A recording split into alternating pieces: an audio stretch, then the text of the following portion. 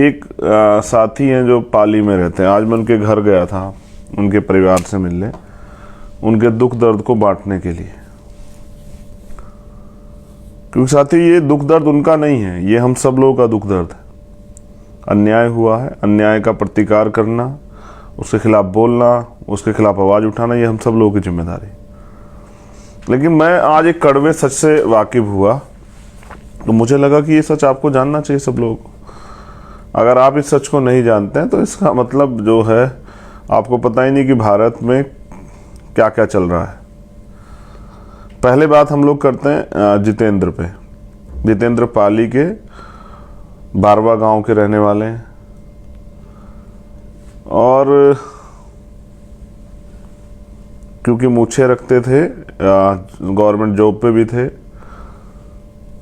उनके साथ अन्याय हुआ और आरोपियों ने अगले चरण में उनकी हत्या कर दी। घटना क्या हुई थी जरा गौर करते हैं।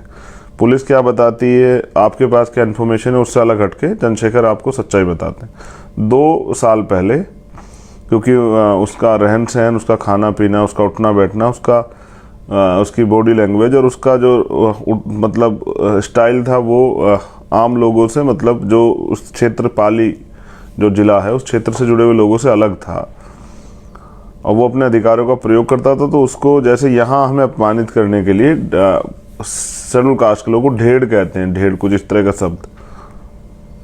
तो वो अपने गांव घर के चबूतरे पे वहाँ बैठा हुआ था, तो उसको एक किसी दूसरे व्यक्ति ने, विपक्षी ने उससे कहा कि आंखें नीची करो। और उसने कहा क्यों? तो इस बात पे उसने गाली दी, उसको अपमानित शब्द कहे। फिर वो अपने परिवार के लोगों को बुलाया और उसको पिटाई की गई। इस बात के खिलाफ उसने मुकदमा दर्ज कराया। मुकदमा दर्ज कराने के बाद गिरफ्तारी हुई, 3 दिन में बेल हुई और ये जो विपक्षी गण है ये लंबे समय से साजिश कर रहे थे उसके पीछे। और एक दिन मौका लगते 15 तारीख को 2 लोग जिन्होंने हत्या की, उनके साथ बहुत सारे लोग जो नहीं दिखाई दिए, लेकिन उन लोगों ने साजिश में हिस्सेदारी की। 3 दिन तक उसकी रेकी करके और पीछे से चाकू मार के उसकी हत्या कर दी। अब जितेंद्र के एक परिवार में कौन कौन? जितेंद्र के एक पिताजी हैं जो पैरालिसिस हैं, जितेंद्र की माँ है, जितेंद्र की 4 बहनें, जितेंद्र के एक बड़े भाई, फिर उनका चाचा ताऊ का परिवार। अभी जितेंद्र अपनी तरफ से इकलौते व्यक्ति जो परिवार की देखरेख कर रहे थे। ये हुई जितेंद्र का मामला।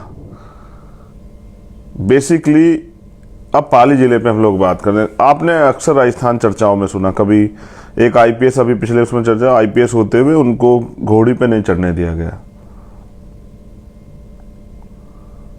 तो फिर पुलिस सुरक्षा में घोड़ी पे उनकी बिंदोली निकली, बारद्वारी हमारे यहाँ कहते हैं यूपी में। बड़े शर्म का विषय था, यानी कि आप नौकरी करके आईएएस आईपीएस बन सकते हैं, लेकिन जो सामाजिक गैर बराबरी राजस्थान में उससे पार नहीं पा सकते हैं। आपके लिए भी यही पैमाना है कि उससे आपको होकर गुजरना पड़ेगा। अब जब आज मैं वहाँ गया, एक ऐसा कड़वा अनुभव जिसको मैंने किताबों में पढ़ा, जिसको मैंने यूट्यूब पे देखा पुरानी वीडियो में, जिसको मैंने आम लोगों द्वारा सुना, अब वो मुझे वहाँ देखने को मिला। अब इतना गजब कि आप लोगों को सुन के आश्चर्य होगा कि मैं भी नहीं रह पाया कि आप लोगों को इस बारे में ना बताया जाए। ये मुझसे भी नहीं संभव हो पाया कि आपको ना बताया जाए, तो मुझे लगा कि आपसे बताना चाहिए।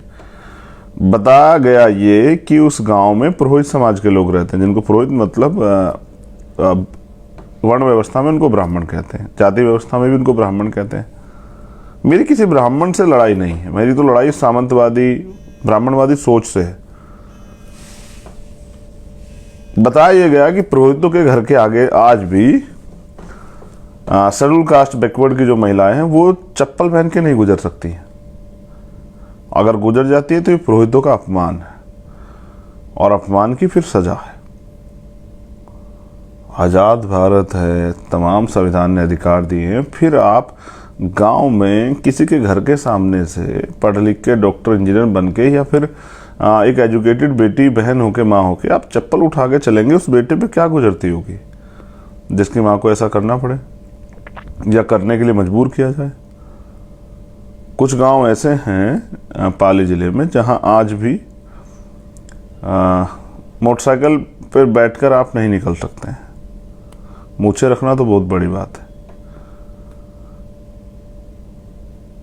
एक और घटना पता लगी कि एक महिला ने राजस्थानी जो ड्रेस है वो पहन ली थी, तो इन्हीं जातीय दम भरने वाले लोगों ने उस महिला को जबरदस्ती खींच के उसके वो वस्त्र निकाले, उसको नग्न किया, और जब तक उसके घर से वो कपड़े नहीं आए, उसके आम कपड़े, तब तक उसको नग्न नहीं रखा। फिर जब आम कपड़े आए तब उस कपड़ों को पहना के उसको वहाँ से भेजा। मतलब एक तरह से इस देश के जो भव्यता है, यानी कि अच्छे कपड़े और अच्छा खान पीन, रहन सहन, उन सब चीज़ों पे यहाँ एक विशेष वर्ग का कब्जा है।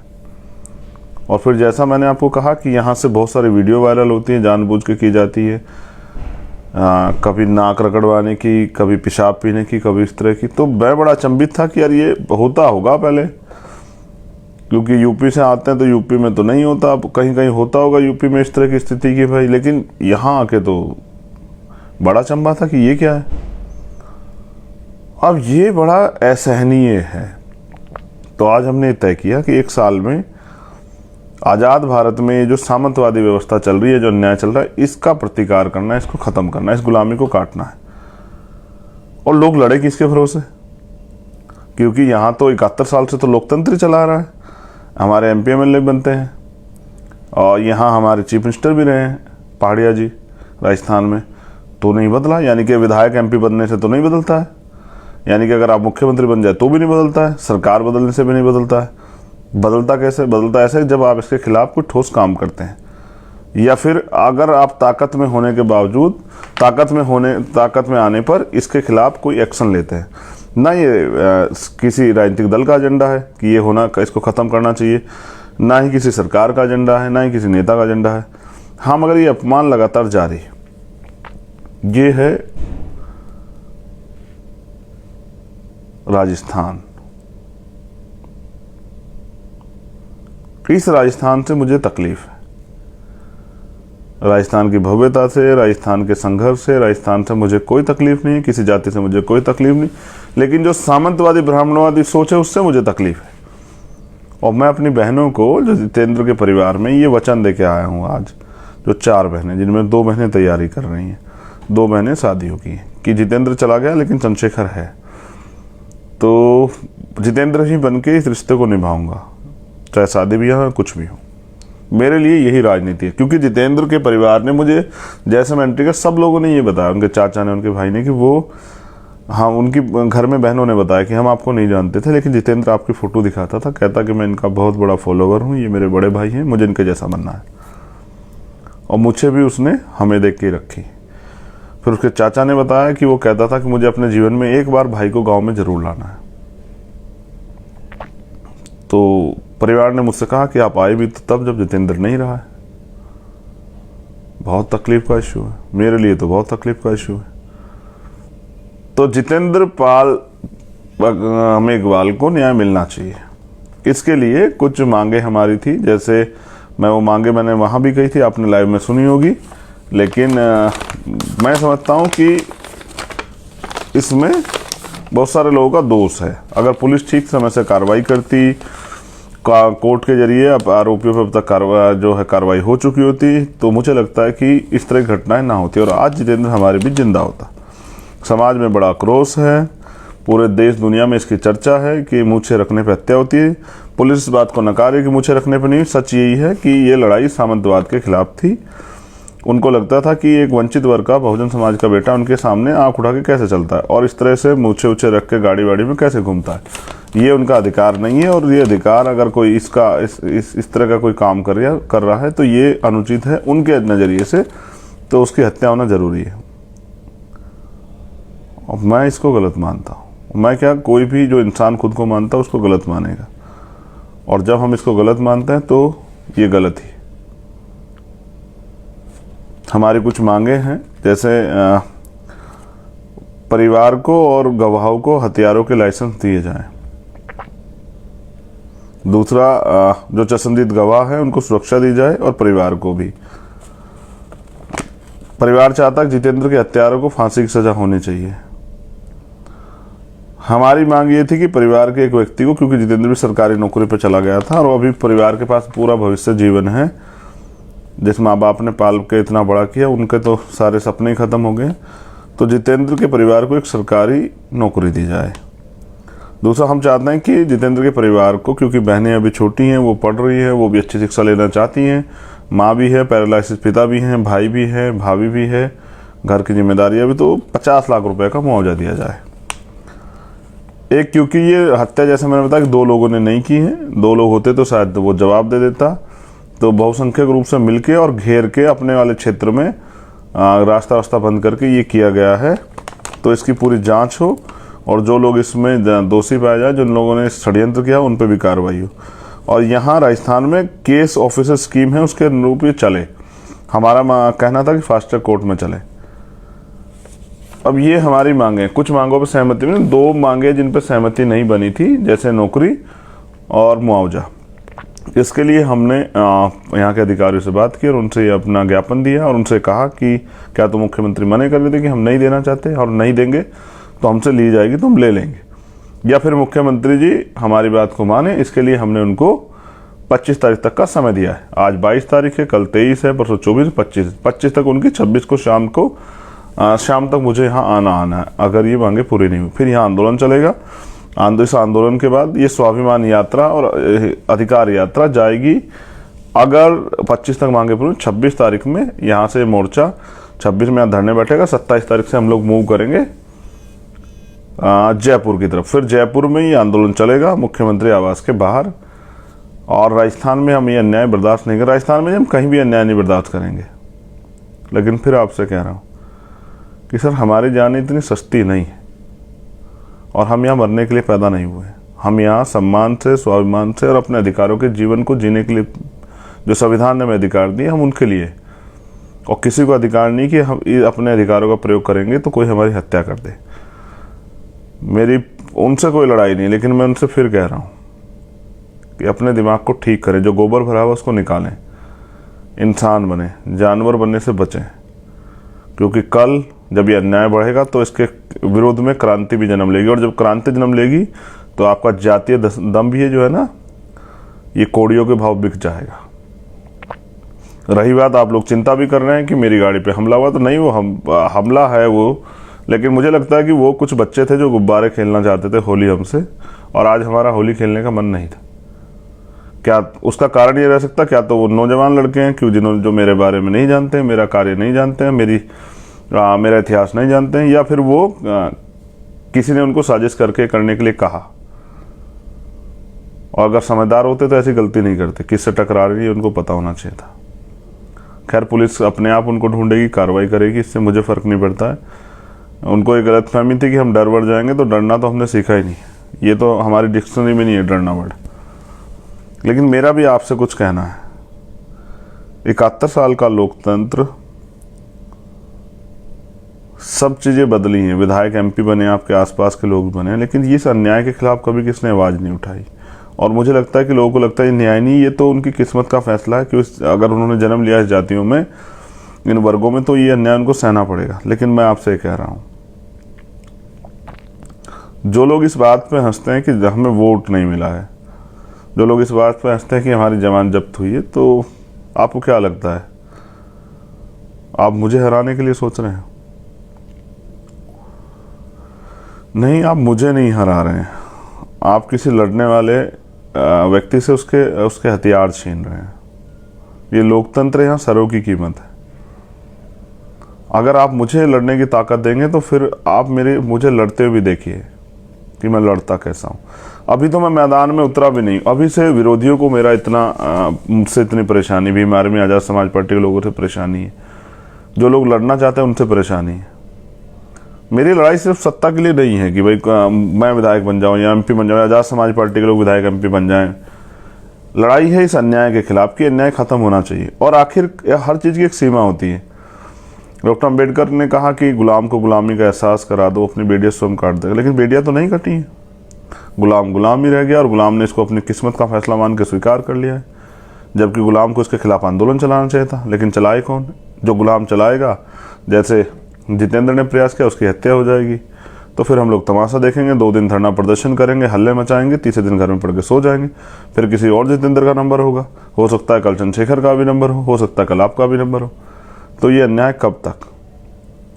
तो आप मुझे कमज़ोर नहीं कर रहे हैं, आप उस सोच को कमज़ोर कर रहे हैं जो अन्याय के खिलाफ लड़ने के लिए बहुत सारे लोगों ने तैयार की है, जिसको भीम आर्मी कहते हैं, आज़ाद समाज पार्टी कहते हैं, जो शोषित वंचित वर्ग के लोगों में ये विश्वास जगा रही कि हम लोग लड़ सकते हैं। मेरी आपसे अपील है, 25 तारीख तक मुख्यमंत्री की, 26 हमारी है। राजस्थान के लोगों से मेरी अपील है कि जब ये मांग पूरी ना हुई तो आप देखना कि फिर अपने हकों के लिए कैसे लड़ा जाता है राजस्थान में। 26 तारीख को मैं यहाँ आऊँगा और 27 तारीख को हम लोग पैदल मार्च करेंगे। दूरी लगभग 350 किलोमीटर है। कितना समय लगे, पैरों में छाले पड़ जाएं, धूप हमारी हिम्मत नहीं रोक पाएगी, भूख प्यास हमारा लक्ष्य नहीं रोक पाएगी, लेकिन हम लोग चलेंगे और कूच करके, पुलिस चाहे गोली चलाए लाठी चलाए, इससे फ़र्क नहीं पड़ता है। रही बात यहाँ की सरकार की, तो अब ये भी स्पष्ट है कि अगर आप पिछड़े वर्ग से आते हैं तो जरूर नहीं कि बहुजनों के हितैषी हो सकते हैं। ये यहाँ की ये चरित्रार्थ है, ये मतलब एग्जाम्पल है, उदाहरण कि आप भी सामंतियों गुलाम हो सकते हैं। क्योंकि यहाँ के जो chief minister Ashok Gehlot Congress party से हैं और वो भी इस अन्याय को आम लोगों का जीवन समझ के अगर इसके खिलाफ कुछ नहीं कर रहे हैं तो आप भी सामंतियों गुलाम हैं। फिर आप अगर मेरी जात के हैं, पिछड़े हैं, और इससे कोई फ़र्क नहीं पड़ता है। अगर आप में भी हिम्मत नहीं तो फिर ऐसे लोग चीफ मिनिस्टर की जरूरत क्या? मैंने तो उनसे भी कहा कि आप कुर्सी छोड़ो, आपके बस का नहीं है, आपसे नहीं हो पा रहा है। बड़ी बात क्या है, हमने सोचा कि ये उत्तर प्रदेश में बीजेपी के लोग ही, बीजेपी की सरकारें ही करती हैं, लेकिन ये तो यहाँ कांग्रेस की सरकारों में भी होता है। यानी कि ताकतवर लोगों की जड़ें सब जगह है, चाहे बीजेपी हो, कांग्रेस हो, आम आदमी पार्टी हो, कोई सी और पार्टी हो, सब जगह है। और ताकतवर के लिए अन्याय करना आसान काम है, क्योंकि उसको बचाने वाले सब जगह बैठे हैं। लेकिन अन्याय के खिलाफ लड़ने वाले लोग भी बहुत हैं, और मैं ये ऐलान करता हूँ जोधपुर की धरती से कि ये अन्याय अब ख़त्म होगा। मुझे आपके साथ की ज़रूरत है, आपके सहयोग की ज़रूरत है। आप इस लड़ाई में भागीदार बने हैं, और या फिर तय करें कि गुलामी का जीवन ही स्वीकार करना है या इस अन्याय को ख़त्म करना है, इस कुरीतियों को, कुप्रथाओं को ख़त्म करना है। क्योंकि जब आप बहनों माताओं के सम्मान की बात करते हैं तो मुझे लगता है इससे बड़ा अपमान कुछ नहीं होगा कि आप, जैसे मैं कहता था कि महिला इस देश में 2 दर्जे के नागरिक हैं, गुलाम हैं परिवार के, लेकिन ये तो उससे बड़ी गुलामी है। हम तो यहाँ गुलामों से भी बड़े गुलाम, राजस्थान में, पाली ज़िले में, और ऐसे बहुत सारे ज़िले हैं यहाँ। मैं राजस्थान के युवाओं से भी कहना चाहता हूँ, अगर आप इसको अपना जीवन मान चुके हैं और इस गुलामी में जीना चाहते हैं तो कोई बात नहीं, ये आपका अधिकार है। लेकिन आप अगर कुछ करके दिखाना चाहते हो और चाहते इस अन्याय से ये अन्याय ख़त्म हो, तो फिर आप साथ दीजिए। आज जो लोग पहुँचे भीम आर्मी आज़ाद समाज पार्टी, और उनसे अलग जो संगठन के लोग पहुँचे, उन सबका भी दिल गहरे से आभार करता हूँ। आज एक अच्छी चीज़ मैंने देखी कि बहनें माताएं बड़े पैमाने पे थी, हजारों बहनों माताएं आई थी। ये इस बात का प्रमाण है, और कई जगह मुझसे वो रोड पे भी खड़ी मिली, और वो उन्होंने मुझसे एक ही कहा कि उन हत्यारों को फांसी होनी चाहिए। ये इस बात का प्रमाण है कि ये यहाँ की महिलाएं अन्याय को महसूस करती हैं और वो इसके खिलाफ लड़ना चाहती हैं। मैं उनका धन्यवाद करता हूँ, बहनों माताओं का ज़रूर, बच्चियों का, अपनी, उन हर एक साथियों का जो वहाँ गए। क्योंकि मुंह से बोल देना ही बहुत होता है, आप तो निकल के गए, आपका धन्यवाद। लेकिन याद रहे, लड़ाई तो अभी शुरू हुई है, और किसी जितेंद्र मेघवाल को इस तरह ना मारा जाए। और उसके मेरे यहाँ रहते 2-3 घटनाएं आसपास की पता लगी है मुझे। मैं कल उस यहाँ के अधिकारियों से मिलूँगा। आज भी मैं यहाँ के IG रेंज के अधिकारियों से मिल के आया हूँ, उनको अपनी जानकारी जो मतलब जो यहाँ मेरे पास एप्लीकेशन 6-7 आई थी वो पहुँचा के आया हूँ। कई ऐसे मामले जिन पर कार्रवाई नहीं हुई, तो अन्याय तो चल रहा है। अब आपको तय करना है अन्याय के खिलाफ आप लड़ते हैं, नहीं लड़ते हैं, या फिर अन्याय को अपना जीवन मान के, और आप भी मुंह पे उंगली रख के और कानों में रुई लगा के घर में पड़ के सोते हैं। क्योंकि ऐसा नहीं, जोधपुर में बहुत ताकतवर है, लेकिन जोधपुर से 100 किलोमीटर के आसपास हम जानवर से बुरा जीवन जी रहे हैं। ये न्याय नहीं। जब आप समाज की बात करते हैं, भाईचारे की बात करते हैं, विश्वास की बात करते हैं, तो कम से कम जहाँ अन्याय हो रहा है उन पर भी जागरूक बनिए। इसलिए मैंने कहा कि भीम आर्मी को हर गांव तक पहुंचाइए कि ये जो अन्याय गांव तक होता है हमें इसकी जानकारी मिले और हम इसको लड़ सकें और इस न्याय की लड़ाई को आगे बढ़ा सकें, और जो लोग इस अन्याय को सह रहे हैं उनके जीवन में परिवर्तन हो, उनको न्याय मिले। भीम आर्मी के अपने एक मायने, अगर भीम आर्मी है तो लोगों में विश्वास है। तो अगर भीम आर्मी तक सूचना आ जाती तो भीम आर्मी के कार्यकर्ता लड़ते हैं, न्याय दिलाने का प्रयास करते हैं। इसलिए मैं चाहता हूँ घर गांव में भीम आर्मी हो। इसलिए मैं अपने पूरे देश में रहने वाले जो कार्यकर्ता पदाधिकारी उनसे भी कहना चाहता हूँ कि ज़्यादा बड़े पैमाने पर काम शुरू कीजिए। हमें, जैसे मान्यवर काशीराम साहब ने कहा, राजनीति चले ना चले, सरकार बने ना बने, लेकिन सामाजिक परिवर्तन का आंदोलन नहीं रुकना चाहिए। और अगर हम दिल्ली में बैठ के खुश हो रहे हैं या मैं सहारनपुर में बैठ के खुश हो रहा हूँ कि भाई यहाँ तो अन्याय नहीं हो रहा है, तो ये मेरी बेवकूफ़ी है। अन्याय तो हो रहा है, बस हम देख नहीं रहे। जैसे अगर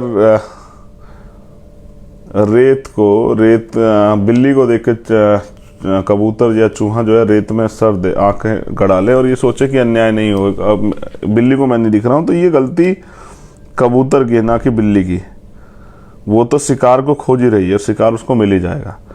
तो आप सब लोगों ने मुझे सुना, इसके लिए बहुत बहुत धन्यवाद। लेकिन मैंने फिर आपसे कहा कि लड़ाई तो अभी शुरू हुई, 26 तारीख को महाआंदोलन है। अगर हमारी मांगें पूरी नहीं हुई तो फिर उस आंदोलन को जीतना है, और उस आंदोलन के जरिए मैं बस ये भी बताना चाहता हूँ सरकार को कि अब हम अन्याय नहीं सहेंगे, और जितना जल्दी हो सरकार को समझ आ जाए उतना बेहतर है। नहीं आएगा तो सरकार को बताना भी जो है हमें आता है कि सरकार को बताना कैसे। साथियों, आंखों को मूंद लेने से खतरा टल नहीं जाएगा। अगर आप आंख बंद कर ले रहे हैं आज इन घटनाओं पे, तो ऐसा नहीं खतरा टल जाएगा। अभी नहीं संभले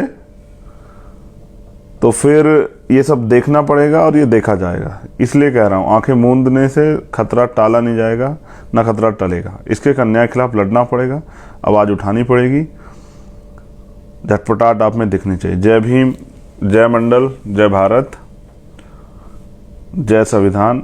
और मैंने आपसे कहा कि बहुजन एकता के लिए जय भीम जय मंडल जरूरी है। तो अगर कोई आपसे जय भीम कहता है तो आप उसको अभिवादन में जय मंडल भी कह सकते हैं। अगर आपसे कोई जय मंडल कहता है तो अभिवादन में जय भीम भी कह सकते हैं।